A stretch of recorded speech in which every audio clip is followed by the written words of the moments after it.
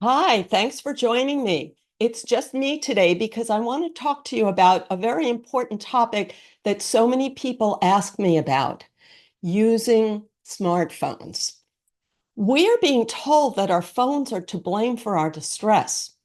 We're told that our phones and apps are addictive by design, so it's not our fault if we can't put them down. I think this message is profoundly disempowering. It makes you a victim of forces outside your control. I think you're better off knowing how your brain creates distress so you can find your power to relieve it. Life was stressful long before the invention of smartphones. Our brain is good at creating stress because it evolved to promote survival, not to make us happy. But the brain defines survival in a quirky way. Here are three brain quirks that cause the bad feelings we blame on our phones and our social platforms. Quirk number one, our brain seeks attention as if your life depends on it. Children need attention to survive because they can't meet their own needs. So the feeling stays with us later in life because our core neural networks are built in childhood. We are born with billions of neurons, but few connections between them. We build connections each time a neuron is activated, so the vulnerable feelings of childhood build the pathways that turn on our emotional chemicals. As a result, everyone has strong feelings about attention, but everyone defines it according to their unique individual experience. Adolescent experience adds to our life or death feelings about getting attention because the teen years bring a second peak of neuroplasticity. Quirk number two, the brain cares about the survival of your genes more than it cares about your body. Young people do crazy things to get attention because our brain is designed to spread its genes. Social recognition is central to what biologists call reproductive success. That includes everything that could raise your ability to compete for mates and your child's ability to compete for mates. You are not consciously trying to reproduce, but natural selection built a brain that rewards you with a good feeling when you do things that help spread your genes. Animals aren't aware of genes, but they compete for mates and protect their young constantly because the brain makes it feel good. Humans have always had strong feelings about social recognition and their children's safety, but each generation expresses this with the technology available in its time. Today, social media reflects that timeless mammalian urge for social recognition and advancement of one's offspring. Quirk number three, the brain habituates to rewards you have, so we keep seeking new and improved rewards. If you get 10 likes on a social post, it feels good for a short time, but the brain quickly habituates, so it takes more likes to spark the same pleasure. To understand this natural urge for more, imagine your hunter-gatherer ancestor looking for food. They find a tree full of ripe fruit, and it makes them happy for a few minutes. But once that need is met, they move on to meet another need. It takes an unmet need to spark happy chemicals. Our physical needs are met easily today, so social needs become the focus of our quest for happy chemicals. The brain that drove our ancestors to find firewood in the snow and water in a drought is now driving the quest for social recognition. Phew, that's a harsh truth. But the full story is even harsher. Imagine your distant ancestors stumbling on the biggest fruit tree they ever saw. Their brain would respond with an extra large surge of happy chemicals, which would pave an extra large neural pathway to help them find the tree in the future. Each of us is wired by the extra large rewards of our past. Each of us seeks whatever met our needs in our early years without consciously knowing why. When you understand our quirky brain, you see that you can't banish stress by locking up your phone and deleting your social accounts.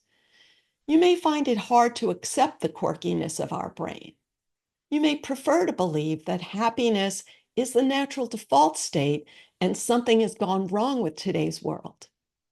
You may believe that the healthcare system should make us happy. These beliefs are hard to avoid because they're accepted as the science in today's world. You're accused of being anti-science if you question the disease model of mental health, but your distress may continue even after shopping from cure to cure. So you need to know about another brain quirk. Disappointment triggers threat chemicals. If your online post is snubbed, you don't consciously think it's a survival threat, but the brain releases cortisol when rewards fall short of expectations. We're taught that cortisol is triggered by predator threat, but when you're safe and comfortable, your cortisol system zooms in on smaller threats. Getting less than you expect is a threat from your brain's perspective because you'd fail to meet your needs if you kept repeating a behavior that didn't work. Cortisol helps us survive by getting our attention when results fall short of expectations. High expectations leave you with a lot of cortisol. When the bad feeling turns on, it tells your brain to look for evidence of threat, and we're good at finding evidence when we look. That leads to more cortisol, and it's easy to end up in a cortisol spiral. You can't believe that this feeling of impending doom was caused by a small social disappointment, so you presume there must be a real threat. You define the threat in ways that are popular with those around you, thanks to mirror neurons. Cortisol creates a full body sense of alarm that's designed to grab your attention, and it connects neurons that turn it on faster next time. So it's easy to feel like a disappointment is a real survival threat. You can stop this spiral if you know that cortisol is just doing its job. It's designed to let you know when a need is not met. An elephant surges with cortisol if it treks for miles to a water hole that turns out to be dried up. A lion surges with cortisol if it sees the gazelle it's chasing get away. Cortisol wires the elephant to avoid that water hole next time, and it wires the elephant to choose its targets more carefully. We're designed to learn from cortisol, but it's hard to appreciate that learning when you feel like your survival is threatened. In past generations, hunger and violence were more common in daily life, so people were less inclined to see social disappointments as survival threats. Today, small disappointments can ruin a good life unless you understand how your brain works. You may still think phones are the problem. We hear a lot of rage against social media, and our mirror neurons take it in. This outrage is always couched in terms of the greater good, but it's helpful to see how selfish it is. People who tell you to put down your phone are often grieved that they are not getting attention. Some people lost attention when social media gained. They are striving to meet their needs, even if they claim to be focused on yours. I am not saying it's okay to ignore your family at dinner and focus on your phone. I am saying that people have always competed for social recognition and always will. But it's not socially acceptable to acknowledge this selfish urge, so people keep coming up with greater good arguments to justify their selfish appeals. If you think you can't be happy until other people put down their phones, you will not be happy. Instead, Here are 3 simple steps to feel good despite this quirky brain we've inherited. Step 1, accept that the urge for social recognition is natural. It's hard to accept your own longing for social recognition. You see other people vying for attention and they seem stupid, so you don't want to be like them. But when you fail to get the recognition you had hoped for, a bad feeling surges. You blame it on family, friends, co-workers, and our society if you don't know how your brain creates it. This blame-shifting mindset is popular, but it leaves you feeling bad. Your natural urge for social importance is more manageable if you know how it works in animals. We like to think animals are loving and cooperative, but field research shows that they fight over food and mates a lot.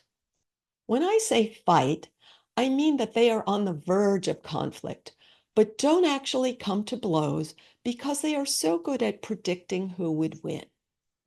The mammal brain constantly compares itself to others and backs down when it sees that it's weaker. Fights only erupt when both individuals perceive themselves as stronger. They make these judgments with neural pathways built from the endless childhood tussles that we call play. Every moment of strength or weakness triggers an emotional chemical that wires in future perceptions of strength and weakness. We humans have inherited this brain that constantly compares itself to others and responds with emotional chemicals. Each of us makes social comparisons with neural pathways built from our own past moments of strength and weakness. We're not aware of our pathways, so we think our social responses are just what any good person would do in that situation.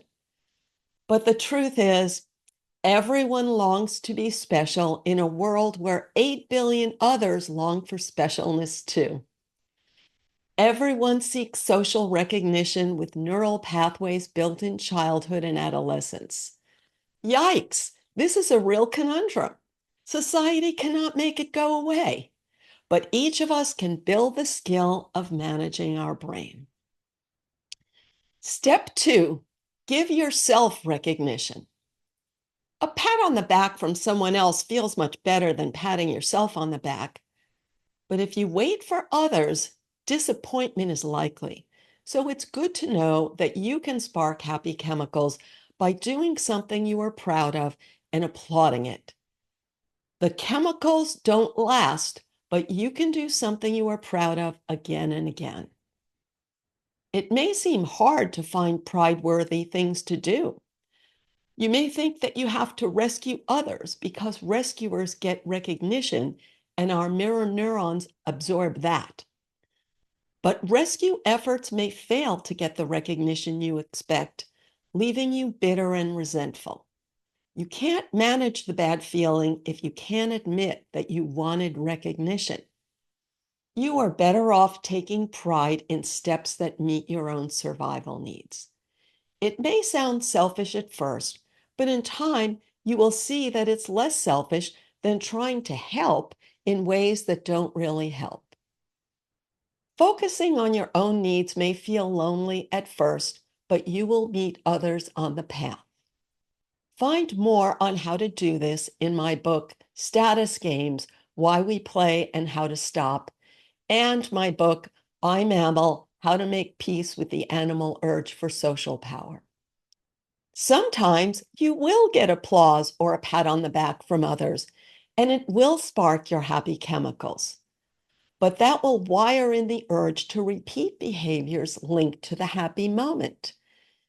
You may not get applause the next time, however, because we can't predict the approval of others. And that's why we need the skill of giving approval to ourselves. Step 3, manage threatened feelings. We all get disappointed because our brain is designed to look for more. Any social recognition you get can be quickly lost. So every life has cortisol, whether you see yourself as a big baboon or a little mouse.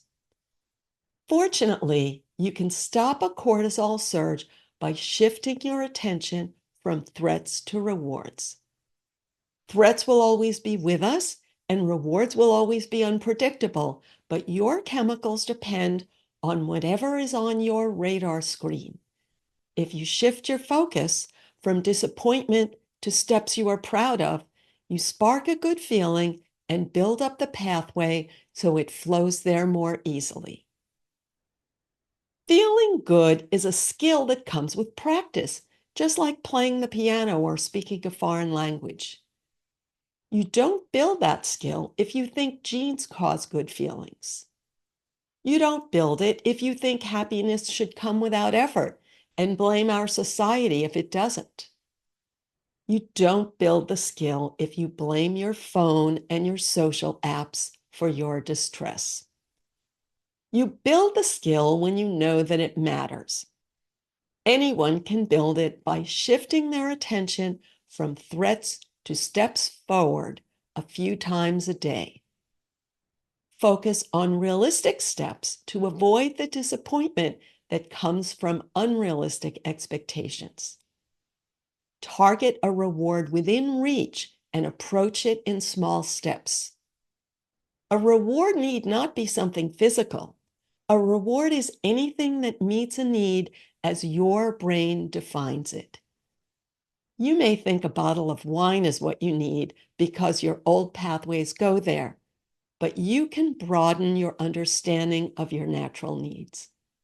The Inner Mammal Institute has books, videos, and an online course to help you do that. It's hard to think of yourself as just another mammal competing for social recognition. It's hard to ignore the opinionators who blame the device for your distress. But managing your brain gets easier with practice. Please spread this message in whatever way you like to spread messages. Keep in touch.